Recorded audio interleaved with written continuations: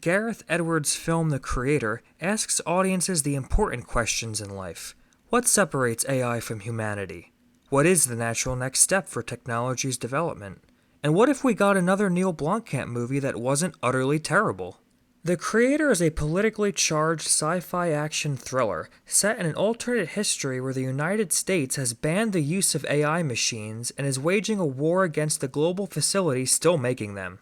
Here we follow Joshua, a Special Forces agent played by John David Washington, as he embarks on a perilous quest to protect a mysterious robot girl in a world where the subject of AI has split countries apart in an endless Cold War.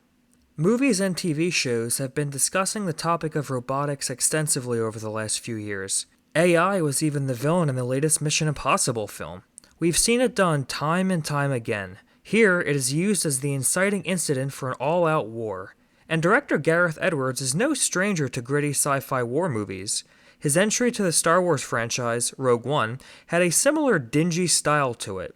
And just like Rogue One, The Creator is a film that excels in its visuals and world building, while suffering from a script that really could have benefited from an extra rewrite.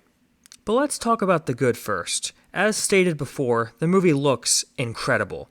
Every piece of technology and location is fully fleshed out, and the sense of scale is utterly jaw-dropping. If there is a spaceship that's the size of a city, then you will feel that the spaceship is the size of a city. In a world where blockbusters are starting to all look the exact same, the visuals in The Creator feel like a breath of fresh air. I read that they shot this movie with a Sony FX3, which is a camera that you can buy for about $4,000. The fact that they were able to make something that looks this good with a camera that you can pick up from Best Buy is ludicrous. Its budget is even smaller when compared to movies of this caliber. It had a budget of about $80 million, but it looks like it costs $150 million. Which is funny because other recent movies have double this budget but look nowhere near as good as this.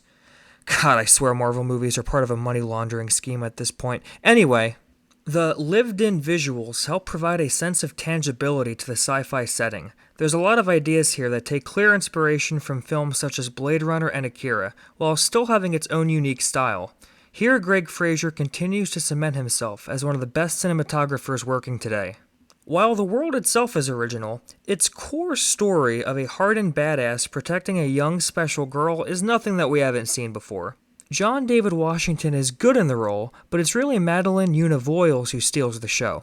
She portrays Alfie, the small android child who John David Washington has to protect, and I was absolutely blown away by her performance. Now, if you've watched other videos on my channel before, you'd know that little kids in movies can really drag things down for me. A bad child performance can make or break the whole film.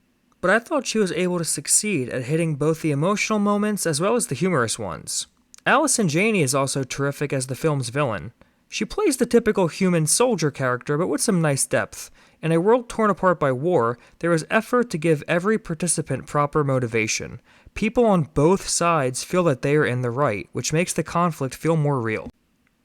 But as I mentioned before, it's the script that hampers The Creator from reaching its full potential. It honestly feels that Gareth Edwards had very specific ideas that he wanted to visualize, but didn't quite know how to connect them properly. Without getting too heavy into spoilers, there's a lot of big story reveals that are explained away in quick conversations. One such reveal is a twist that literally changes the very fabric of society, and it's told by one character to another in a very matter-of-fact way, after the two have spent a significant amount of time with each other. Like, you could have shared that bit of information a lot earlier, bud. And the way information is given overall just feels rushed. I heard there's an extended version of this movie somewhere on the cutting room floor, and I do feel that the story would definitely benefit from letting these scenes breathe. There's a lot of elements involving the main character Joshua's past that don't fully make sense when you think about it. And while I do think that John David Washington's performance as Joshua's good, it's really just a testament to his acting, and not really anything as the character is written on the page. There's literally a scene where he's shown looking at a picture from his past, and he goes, "Huh, I remember that." The Creator is full of those little moments which took me out of the experience. But overall, I would say that The Creator is a fun time in the theater. There were big problems with its characters and story for me, but it delivered an entertaining futuristic war experience. It's an original sci-fi movie that isn't a sequel, remake, or adaptation, and it succeeds in delivering spectacle with an efficient use of its budget. I genuinely hope that studios and filmmakers take note of this, and they learn that not every action movie needs the budget of a small country's GDP.